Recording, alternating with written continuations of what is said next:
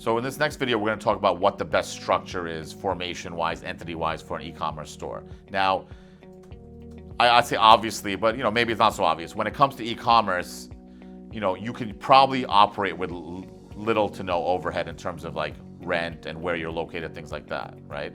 When it comes to entity selections, where are you based out of?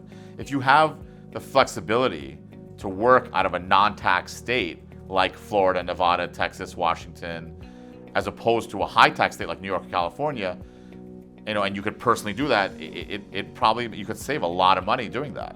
A lot of money, not only when it comes to income taxes, when it comes to payroll taxes, sales taxes, no, that's going to be where you ship to. So when it comes to entity selection, the first question is, where can you base yourself out of? Because if you have to base yourself in a place like New York City or LA or San Francisco, it's going to cost you more money. Not only in rent and maybe payroll, but it's going to cost you more money in taxes.